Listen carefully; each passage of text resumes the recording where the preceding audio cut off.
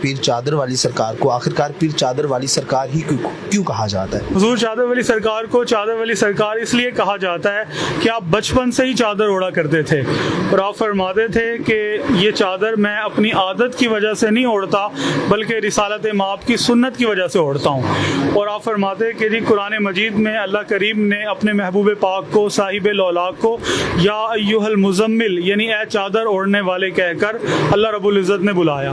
فرماتے جی میں نے اس لیے اس چادر کو اپنا مستقل پہناوا بنا لیا ہے۔ آپ بچپن ہی سے چادر اوڑھا کرتے تھے، اس لیے آپ کو چادر والی سرکار کہا جاتا ہے۔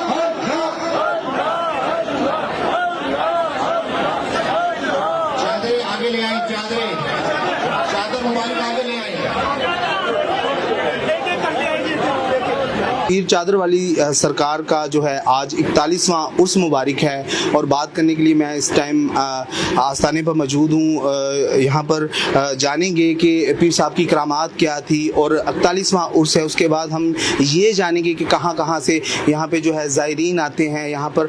اس کے علاوہ ہم یہ جانیں گے کہ کیا کیا کرامات تھی پیر صاحب کی۔ گدی نشین سید علی حسین شاہ صاحب سے بات کرتے ہیں، انہیں سے پوچھتے ہیں کہ کیا کیا کرامات تھی۔ السلام علیکم۔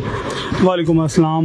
سب سے پہلے میں آئی ایم نیوز کا شکریہ ادا کرتا ہوں، اور چیئرمین عرفان بھائی کا شکریہ ادا کرتا ہوں، اور ڈپٹی ڈائریکٹر عبدالباسط سلیم صاحب کا شکریہ ادا کرتا ہوں، آپ کی پوری ٹیم کا۔ اور بلا شبہ میں بہت غیر مبہم عرض کر دوں کہ آپ کا جو یہ چینل ہے آئی ایم نیوز، یہ جذبہ عشق رسول کے فروغ کا ایک اہم ذریعہ ہے۔ آرائس ہوں بزرگان دین کے یا میلاد النبی کے پروگرام ہوں، آپ ہمیشہ سے ان کو اجاگر کرنے میں اپنا اہم رول پلے کرتے ہیں، اور یہ میرا پسندیدہ چینل ہے، میں اس کو خود بھی دیکھتا ہوں۔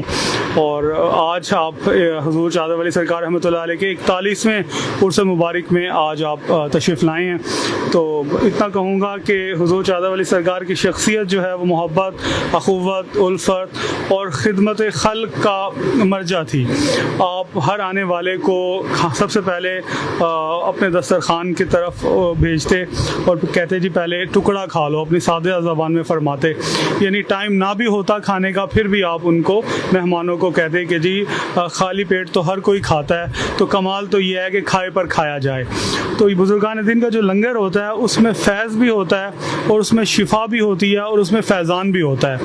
تو آپ بھارت میں پیدا ہوئے، اور پاکستان کے پہلے وزیر اعظم نواب زادہ لیاقت علی خان اور ان کے والد نواب زادہ رستم علی خان اور نواب لیاقت علی خان کی والدہ یعنی نواب رستم علی خان کی جو اہلیہ تھیں، وہ پورا گھرانہ حضور چادر والی سرکار رحمۃ اللہ علیہ کے والد محترم پیر سید رحیم بخش شاہ صاحب رحمۃ اللہ علیہ کا مرید تھا۔ تو وہ جو نواب لیاقت علی خان صاحب کی والدہ ماجدہ تھیں، وہ روزانہ آستانہ پہ حاضر ہوتی اور جھاڑو دیتی، تو لوگ انہیں منع کرتے کہ آپ تو نواب زادی ہیں، آپ ایسا کیوں کرتی ہیں، یہ ڈیوٹی کسی خادمہ کی لگا دیں۔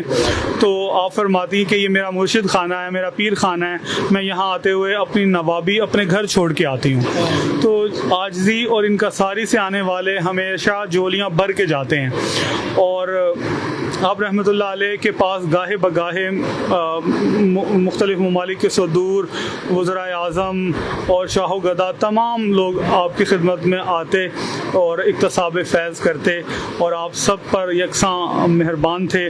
اور آپ کی زندگی میں جو سب سے زیادہ نمایاں وصف ہے اور امتیازی خوبی ہے وہ آپ کا حسن اخلاق ہے۔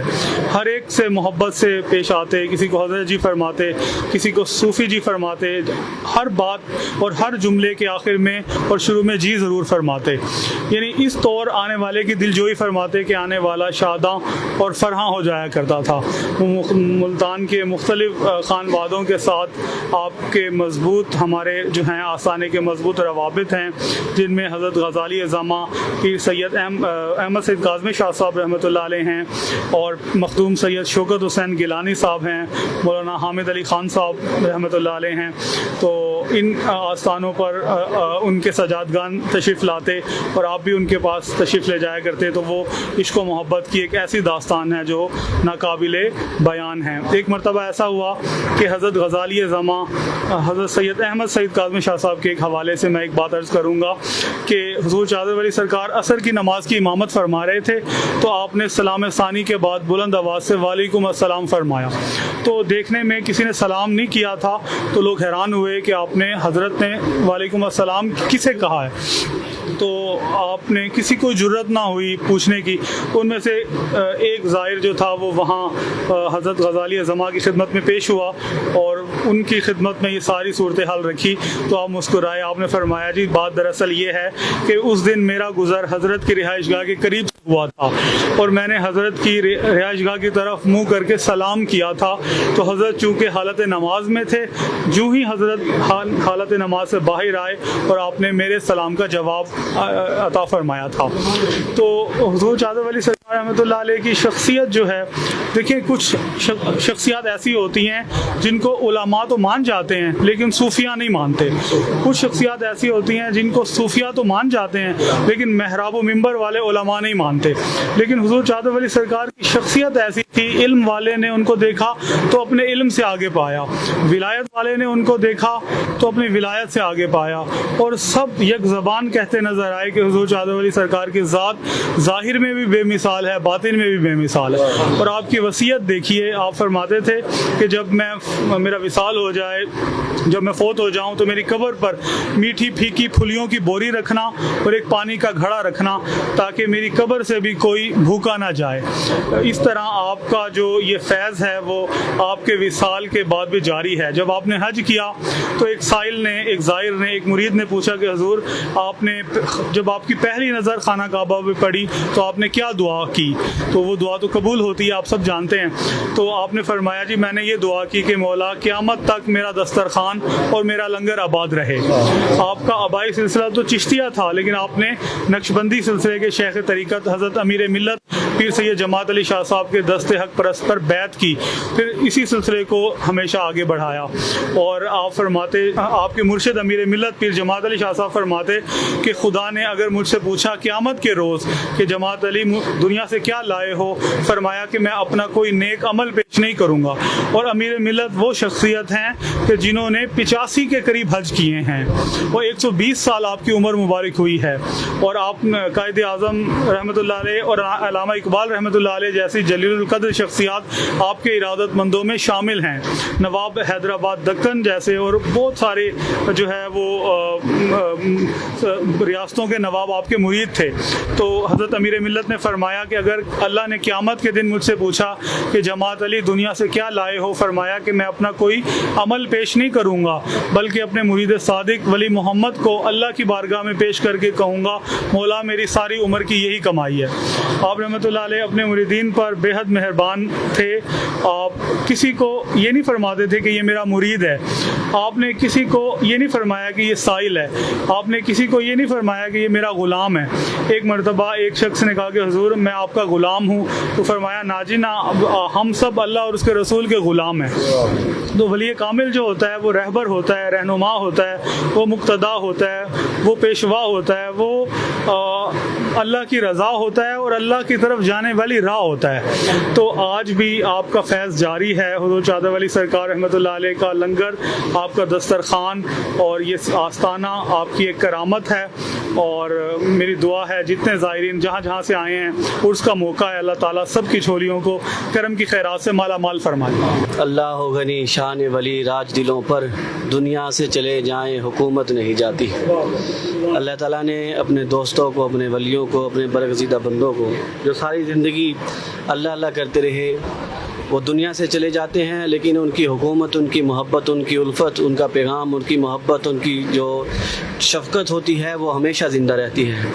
آج ہم آئے ہیں، اتنی بڑی ان کی شخصیت ہے، میں ان کے بارے میں تو زیادہ کچھ نہیں کہہ سکتا، تو ہم تو ان کی محبت میں آئے ہیں۔ جیسے حضرت فرما رہے تھے کہ دعا میں بھی کہ ہم خالی دامن آئے ہیں، انشاءاللہ ہم یہاں سے لے کر آ جائیں گے۔ پھر پیر صاحب سید علی حسین شاہ صاحب، آپ کی محبت ہے، میں حیران ہوتا ہوں हज़ारों सैकड़ों लोग यहाँ पे आते हैं, सबको मिलना, सबको वक्त देना, और सभी रास्ते में हमें ये कहते नज़र आते हैं कि पीर साहब ने जो है मेरे साथ बड़ी शफकत फरमाई है, मुझे बड़ा प्यार दिया है। तो ये इनकी शख्सियत का जो है एक जुदागाना पहलू है जो यहाँ नज़र आता है, और मोहब्बत ही मोहब्बत है। हम भी खैर इनसे बहुत ज़्यादा मोहब्बत करते हैं, और सारे लोग भी मोहब्बत करते हैं। हम तो ये दुआ भी मांगते हैं, और आपसे हमारी गुजारिश भी है, आप भी हमसे इतनी मोहब्बत फरमाते हैं, हमें यकीन है क़यामत के दिन भी हम समझते हैं आप हमारी जो है बख्शिश का हमारे ज़रिया बने। यहाँ हम आपसे मोहब्बत करते हैं और वहाँ भी हम आपके साथ ही उठाए थे। अल्हम्दुलिल्लाह हम नस्लों से हज़ूर सैयदना चादर वाली सरकार के आस्थाने से वाबस्ता हैं, और ये अल्लाह का करम है कि अल्लाह ताला ने हम जैसों को और हमें अपने वली कामिल के दर से वाबस्ता किया। हज़ूर सैयदना चादर वाली सरकार की ज़िंदगी का अहाता करना, उनके बारे में इज़हार ख्याल करना, वो एक बहुत बड़ी तारीख़ है। और जिस तरह से आपके इल्म में होगा कि नवाबज़ादा लियाकत अली ख़ान हमारे इंडिया से ज़िला करनाल के नवाब थे, बहुत बड़े, और एक बहुत इल्मी ख़ानदान था। उनकी वालिदा, उनके वालिद हज़ूर सैयदना चादर वाली सरकार के वालिद मोहतरम के दस्ते हक पर बैत थे। इसी तरह से हमारे वालिद हैं नस्ल दर नस्ल, बल्कि इसी सिलसिला में उनके जद्द अमजद के हाथ पर इस्लाम कबूल किया। और ये अल्लाह रब्बुल इज़्ज़त का बेपाया लुत्फ़ व करम है कि हमें भी उस निस्बत में, उस सिलसिले में आज तक बका बख्शी है, इस्तकामत बख्शी है। हज़ूर सैयदना चादर वाली सरकार रहमतुल्लाह ताला अलैह का इंसानियत से खिदमत का रिश्ता था। इंसानों से ही नहीं, आप जानवरों से, हर जी रूह से प्यार करते थे। कि आज जब इस पुरफितन दौर में आका सल्लल्लाहु अलैहि वसल्लम का इश्क से दूर करने के बहुत सारे फितने मार्ज़ वजूद में हैं, वो किसी शक्ल में हैं, किसी न किसी तरीके से हमलावर हो रहे हैं, तो वो सैयदना चादर वाली सरकार के आस्थाना पर तशरीफ़ लाएँ। आप यहाँ से ज़्यादा नशीन हज़ूर सैयदना अली हुसैन शाह साहब से मिलें, उन्हें पता चलेगा कि आका सल्लल्लाहु अलैहि वसल्लम की तालीमात आपकी आल आज भी उसी तरह से वो नूर बिखर रहा है। और गुंबद खजरा का फैज़ान हासिल करने के लिए हमें कुरानी तालीमात का सहारा लेना पड़ेगा, उसकी पैरवी करना होगी। और वो पैगाम जो आका सल्लल्लाहु अलैहि वसल्लम ने दुनिया को पहुँचाया है, आप रहमतुल लिल आलमीन हैं। आज आप खिदमत खलक का अगर जज्बा देखते हैं तो आए उस सुन्नत को जिंदा व जावेद रखा है हज़ूर सैयदना चादर वाली सरकार के सजादा नशीन हज़ूर सैयद अली हुसैन शाह साहब ने। बहुत शुक्रिया।